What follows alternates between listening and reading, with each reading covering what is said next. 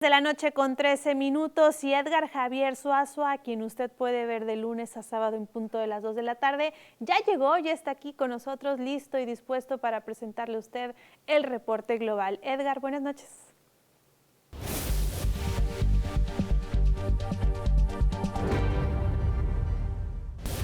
Muy buenas noches. Una verdadera barricada ordenó desplegar el gobernador de Texas, Greg Abbott, por toda la frontera con tal de inhibir el cruce de migrantes, en su mayoría haitianos, después de esta crisis que se ha presentado durante la última semana, justo debajo del puente que conecta Ciudad Acuña con Del Río, Texas. Imágenes que estamos viendo en pantalla, un gran despliegue de la Policía Estatal de Texas a lo largo de justo en la orilla del río Bravo, el río Grande para ellos, y así tratar de frenar este cruce ilegal por esta parte, lo cual señaló el propio Greg Abbott ha funcionado. Además, la patrulla fronteriza comenzó alrededor de las 3 de la tarde de este día a desmantelar el campamento migrante que permaneció justo en ese punto debajo del puente internacional, ya en territorio de Del Río, Texas, durante poco más de una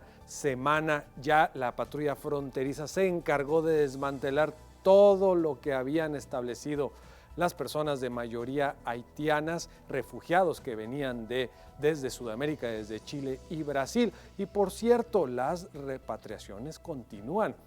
Para dar una idea, por la mañana, de acuerdo al conteo oficial, había 6,772 migrantes en este punto, en el cual llegó a haber cerca de 15,000. Para esta noche, en punto de las 9, en el corte que hacen las autoridades de Estados Unidos, contabilizaban 4,540 migrantes son los que quedan en este punto. Han sido diseminados a otros lugares o bien ya repatriados. Hoy hubo vuelos desde El Paso, Laredo, el propio Del Río y de Harlingen, Texas, hacia Puerto Príncipe, en donde se están viviendo situaciones por demás complicadas, porque la gente al bajar de los aviones incluso agredieron a 3 elementos de Estados Unidos que viajaban en el avión. Además, asaltaron a los pilotos de uno de los vuelos. La gente no sabe qué va a pasar ya en su tierra, ya en Puerto Príncipe, porque no tienen absolutamente nada. Pero la crisis migrante continúa, porque aquí en Monterrey, Casa Indy, uno de los refugios de migrantes más importantes del norte del país, que tiene capacidad de poder recibir a cerca de 500 personas, esta noche duermen cerca de 1,000. Ahí en Monterrey, en Casa Indy, una verdadera crisis, la que ahora se está viviendo en la Sultana del Norte por personas en su mayoría haitianas que ya no pueden llegar hasta la frontera y se están concentrando en la Sultana del Norte. Y en más información, este día el presidente de la República, Andrés Manuel López Obrador, confirmó que se vacunará a cerca de 1 millón de niños con comorbilidades o bien con enfermedades que requieran una vacuna contra COVID-19.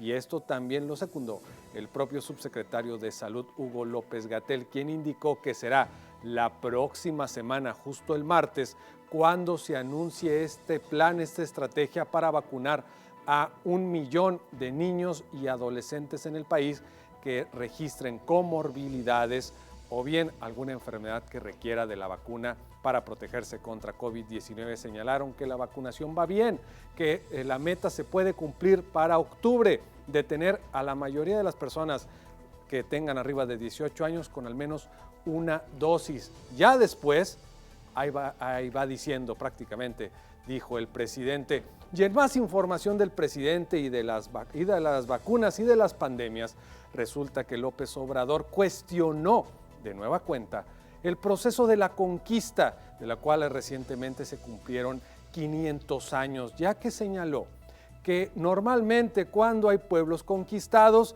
se traen beneficios, pero con la conquista española hubo muy pocos, sobre todo en salud, porque en el país había cerca de 16 millones de personas y 3 siglos después, que fue el periodo que permaneció la corona española en el poder de México, pues se bajó a 8 millones de personas a consecuencia de la viruela, que España nunca hizo nada por desarrollar una vacuna hace 500 años, cuando no había tecnología alguna y desarrollo alguno para alguna vacuna. No había farmacéuticas, no había Pfizer, no había AstraZeneca, no había Moderna, no había nada de eso.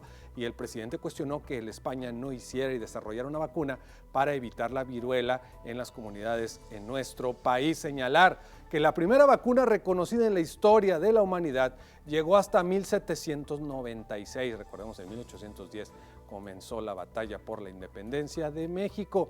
Y de 1796 que se desarrolló la vacuna de la viruela para Europa, poco a poco se fue utilizando, hasta 1885 llegó la segunda vacuna de la historia, fue contra la rabia, y fue hasta 1930 que empezaron realmente ya a producirse vacunas, hasta 1930, por ejemplo, contra la difteria. En la época de la conquista era imposible desarrollar vacunas.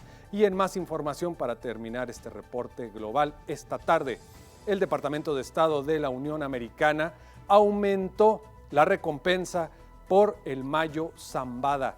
De $5 millones, ahora ofrecen por información que lleve a su captura $15 millones. Es la segunda recompensa más alta en la historia por un narcotraficante mexicano, después de los 20 millones que siguen ofreciendo por Rafael Caro Quintero. Esto es todo en el reporte global. Pasamos con Lucero Álvarez para más información.